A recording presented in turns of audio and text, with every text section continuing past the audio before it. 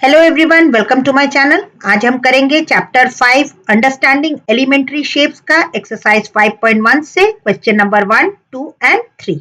तो चलिए शुरू करते हैं। क्वेश्चन 1 है, what is the disadvantage in comparing line segments by mere observation.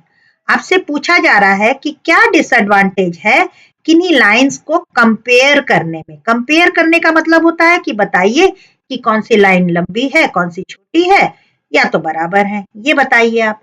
तो इसमें क्या डिसएडवांटेज है। तो अब आप देखिए, दो लाइन है, ये इस तरह से एक लाइन है और ये दूसरी लाइन है। अब आप बताइए कौन सी लाइन लंबी है, कौन सी छोटी है। तो आप देखकर कह सकते हैं ये वाली लंबी है, ये छोटी है, लेकिन ये यहां से स्टार्ट हो रहा है, ये यहां पे खत्म हो रहा है ना। तो इस तरह से एक कंफ्यूजन बना है कि कौन सी लाइन लंबी है, कौन सी छोटी है। आप सिर्फ ऑब्जर्वेशन से, ऑब्जर्वेशन मतलब सिर्फ देखकर क्या बता पा रहे हैं, इतना आप एक्यूरेटली नहीं बता पा रहे हैं। तो सबसे बड़ा डिसएडवांटेज क्या है, that it may not be accurate.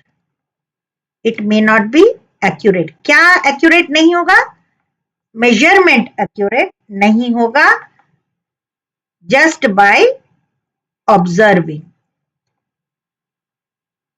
सिर्फ ऑब्जर्व करने पे आपको मेजरमेंट का पता नहीं चलेगा कि कौन सी लाइन बड़ी है, कौन सी छोटी है। तो मेन प्रॉब्लम है एक्यूरेसी का, एक्यूरेट नहीं मिलता है, आपको एरर मिल जाएगा, है ना। एरर मतलब गलतियां मिल जाएंगी। तो it may not be accurate just by observing, ये होगा आपका फर्स्ट आंसर। तो ठीक है, तो फिर हमको किस तरह से मेजर करना चाहिए, ये तो मैंने बताया है ना इंट्रोडक्शन वाले वीडियो में। आपको मेजर हमेशा एक रूलर और डिवाइडर के हेल्प से ही आपको मेजर करना चाहिए, तभी आपको एक्यूरेट मेजरमेंट मिलेगा। ओके, तो चलिए अब नेक्स्ट क्वेश्चन करते हैं। नेक्स्ट क्वेश्चन देखिए, डिवाइडर और रूलर आ गया। Question 2 is, why is it better to use a divider than a ruler while measuring the length of a line segment?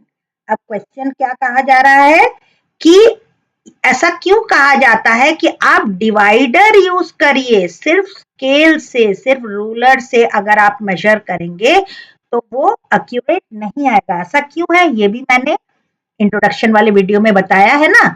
तो क्या है इसका कारण, क्या है, क्यों हमको सिर्फ रूलर से नहीं इसका मेजरमेंट निकालना चाहिए।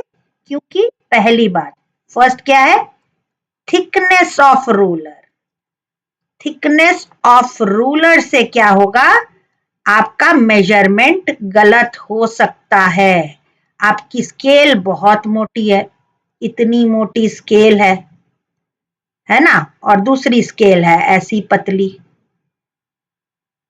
अब आपने जैसे ही रखा तो आपका थोड़ा बहुत इधर उधर, इसका मेजरमेंट और इसके मेजरमेंट में थोड़ा बहुत फर्क आ सकता है। तो थिकनेस ऑफ रूलर पहला कारण है, that it may give errors. We may find errors. क्यों एरर्स मिलेगा, because of thickness of ruler.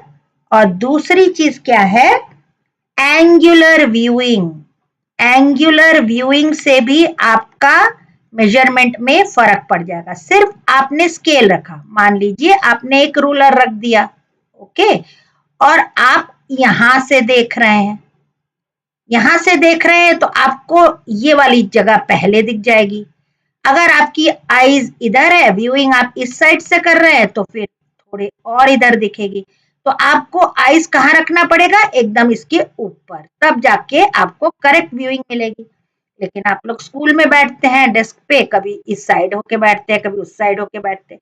तो अच्छा क्या है कि आप डिवाइडर से पहले नाप ले और फिर उस डिवाइडर को उतनी जगह पे पेज पे आप इस तरह से रख देंगे, उसके एंड पॉइंट से आप एक सीधी लाइन खींच देंगे तो एकदम करेक्ट मेजरमेंट आपको मिल जाएगा। तो व्हाट आर द प्रॉब्लम्स, कि अगर हम सिर्फ रूलर यूज करते हैं तो आपको क्या प्रॉब्लम आ सकती है कि थिकनेस ऑफ रोलर के वजह से आपका मेजरमेंट गलत हो सकता है, दूसरा एंगुलर व्यूइंग से आपका मेजरमेंट गलत हो सकता है, इसीलिए it is better to use a divider than a ruler. Okay, चलिए अब नेक्स्ट क्वेश्चन कर लेते हैं। थर्ड क्वेश्चन है, ड्रॉ एनी लाइन सेगमेंट से A B. Okay, take any point C lying in between A and B, measure the lengths of AB, BC and AC is AB is equal to AC plus CB। अब इसमें कुछ काम करना है, आपको एक line draw करनी पड़ेगी। नोट भी देख लेते हैं क्या है। If ABC are any 3 points on a line, ये एक हिंट दे दिया उन्होंने, such that AC plus CB is equal to AB, then we can be sure that C lies between A and B। ठीक है, अब हम इस क्वेश्चन को जरा समझते हैं, क्या बोला क्या जा रहा है कि एक ऐसी लाइन है, क्या लाइन है, से ए बी। ठीक है, ये एक लाइन है जिसका नाम है ए बी। ओके, अब take any point C line in between, ये नहीं कह रहा है कि बिल्कुल मिड पॉइंट है, no no no, it is in between, इन दोनों के बीच में कहीं पे है। तो मान लीजिए यहाँ पे है सी। ओके, सी यहाँ पे है। Measure the length of A B, B C and A C. अब लेंथ तो दिया नहीं है, तो हम अपने मन से एक लेंथ ले लेते हैं ना, एक लेंथ ले लेते हैं कि हम कह देंगे कि भाई ये 8 सेंटीमीटर का है ना, ये हम मान रहे हैं कि ए बी जो है हमारा 8 सेंटीमीटर का है, और फिर कह रहा है कि A C is any point in between, इन दोनों के बीच में कहीं है। तो मान लीजिए ये अगर 0 है ना, ये 0 है तो ये 8 हो गया। अब हम 0 से सी तक, मतलब ए से सी तक ले लेते हैं। मान लीजिए कि ए सी जो है हमारा 3 सेंटीमीटर है। ओके स्टूडेंट्स, ए सी 3 सेंटीमीटर है, तो अब आप बताइए सी बी कितना होना चाहिए। सी बी, अब टोटल ए सी अगर ए बी अगर 8 सेंटीमीटर है, ए सी 3 सेंटीमीटर है, मतलब यहां से हम 3 सेंटीमीटर तक चल गए, अब हमको चलना है 8 सेंटीमीटर तक, बाकी कितना रह गया, 5 सेंटीमीटर, है ना। अब हमको क्या क्या मिल गया, क्या क्या मिला है, एक तो मिल गया ए बी, मिल गया ए बी कितना मिला, 8 सेंटीमीटर। ठीक है, ए सी मिल गया कितना, 3 सेंटीमीटर।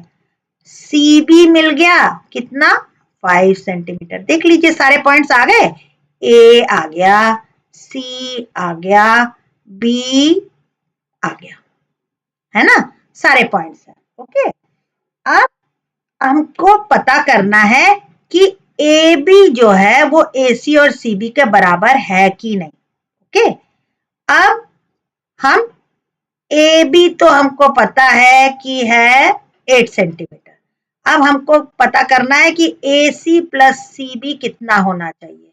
तो ए बी हमको पता है 8 है, ए सी पता है कितना है, 3 है, सी बी कितना है, 5 है।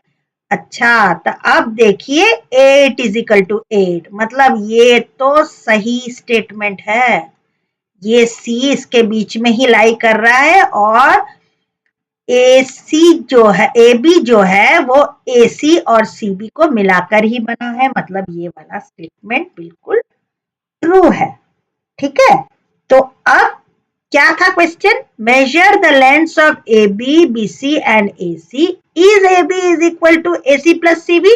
तो हम क्या कहेंगे, yes A B is equal to A C plus C B. बस इस तरह से लिखने से तो नहीं होगा ना, तो हमको क्या लिखना होगा, हमको पूरा सोल्यूशन लिखकर दिखाना होगा। कैसे, क्या लिखेंगे हम, पहले लिखेंगे A B and C is a line,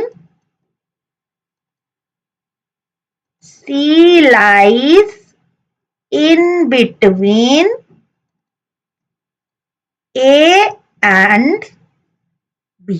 ये तो जो क्वेश्चन में था वही हमने लिख दिया, है ना।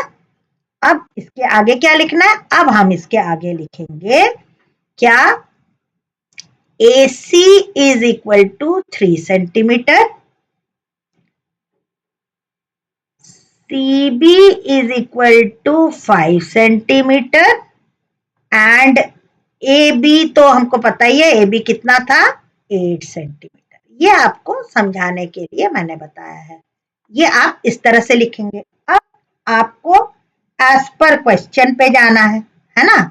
आपको पूछा ये जा रहा है, तो अब देख लीजिए AC प्लस CB कितना है।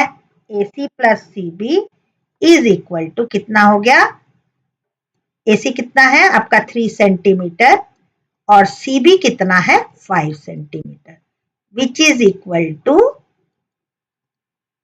8 सेंटीमीटर, है ना। इतना आपको मिल गया। Since AB is equal to 8 centimetre, है ना। AB तो हमारा 8 सेंटीमीटर है, so AB is equal to AC plus CB। ये है answer. So yes it is true. ये सही स्टेटमेंट है। ओके, तो जब भी आपको इस तरह से आपको क्वेश्चन मिलेगा तो आपको पता लगा लेना है कि भाई सी तो जो है, अगर सिर्फ ए बी दिया है तो आपको कहा जा रहा है, मान लो सी ऐसे ही दे दिया, यहाँ पे तो आपको बता दिया है कि C is lying in between. अगर मान लो आपको सिर्फ दिया रहता है कि A C is equal to 3 centimetre, C B is equal to 5 centimetre.